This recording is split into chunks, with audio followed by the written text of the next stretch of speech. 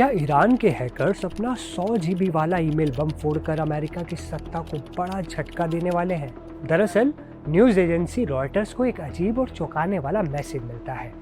Message भेजने वाला खुद को कहता है रॉबर्ट।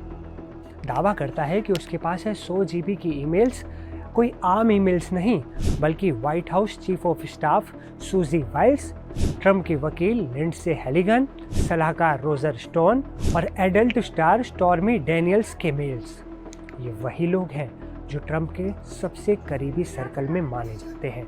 और अगर इनकी ईमेल्स लीक हो जाए तो क्या कुछ उजागर होगा? क्या अमेरिका की सत्ता में भूचाल आ जाएगा? आइए जानते हैं पूरी खबर विस्तार से। नमस्ते, मैं हूं वसीम और आप देख रहे हैं एनडीटीवी इंडिया। रॉयटर्स को ईमेल भेजने वाला रोबोट सिर्फ मेल्स होने का दावा नहीं करता, वो ये भी कहता है कि हो सकता है इन डेटा को बेच दिया जाए। मगर इन ईमेल्स में क्या है? क्या इसमें अमेरिका की सत्ता के गहरे राज छिपे हैं? क्या ये मेल्स ट्रम्प को गिराने का एक नया प्लान है? ईरान का इससे क्या लेना देना है? इन सवालों के जवाब हर कोई अब जानना चाहता है। दरअसल ये हैकर ग्रुप सीधे तौर पर ईरान से जुड़ा बताया जा रहा है और ये पहला मौका नहीं है।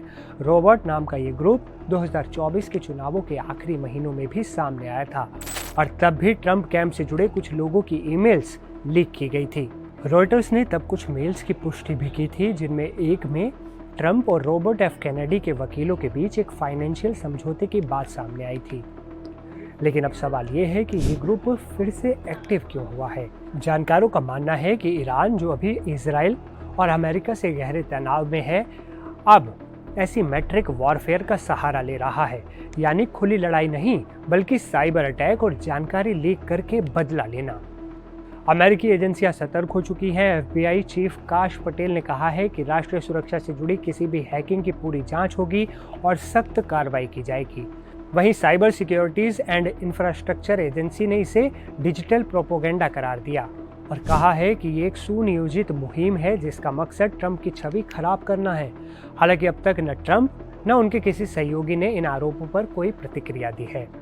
ईरान की ओर से भी UN में कोई जवाब नहीं आया है, लेकिन इससे पहले वो अमेरिका के खिलाफ जासूसी के किसी भी आरोपों से इनकार करता रहा है। लेकिन अब सब कुछ बदल गया है। ईरान के न्यूक्लियर ठिकानों पर हाल ही में अमेरिका के हवाई हमलों ने वहां की सैन्य और इंफ्रास्ट्रक्चर को बुरी तरह नुकसान पहुंचाया और अब बदले की आग शायद साइबर हमलों के जरिए भड़काने की कोशिश हो सकती है। एक और बड़ी बात, रॉबर्ट ने कुछ महीने पहले कहा था अब मैं रिटायर हो चुका हूं, मगर अब वो फिर से एक्टिव हो गया है। सवाल है, क्या वो खुद वापस आया है या उसे वापस लाया गया है? क्या ये सिर्फ मेल्स की चोरी है या एक बड़े साइबर वॉर का ट्रेलर? अमेरिकी इंटेलिजेंस एजेंसियां पहले ही चेतावनी दे चुकी हैं कि आने वाले हफ्तों में अमेरिका के महत्वपूर्ण सेक्टर्स जैसे एनर्जी, डिफेंस और मीडिया साइबर जासूसी के टारगेट हो सकते हैं। तो अब देखना यह है कि ये 100 जीबी का ईमेल बम अमेरिका की राजनीति को झकझोर पाता है या नहीं, या फिर ये एक रहस्यमयी धुआं बनकर हवा में गुम हो जाएगा। लेकिन एक बात तय है, रॉबर्ट फिर से आ गया है और जब रॉबर्ट आता है तो सत्ता के गलियारों में सनसनी ज़रूर फैलाता है। अगर आपको लगता है कि ये सिर्फ ईमेल की चोरी नहीं बल्कि एक बड़ी साजिश है तो कमेंट में अपनी राय ज़रूर शेयर करें। वीडियो को शेयर भी करें ताकि ज़्यादा से ज़्यादा लोगों तक ये जानकारी पहुंच सके। इस वीडियो में फ़िलहाल इतना ही, लेकिन देश और दुनिया की तमाम बड़ी और अहम खबरों के लिए आप देखते रहें एनडीटीवी।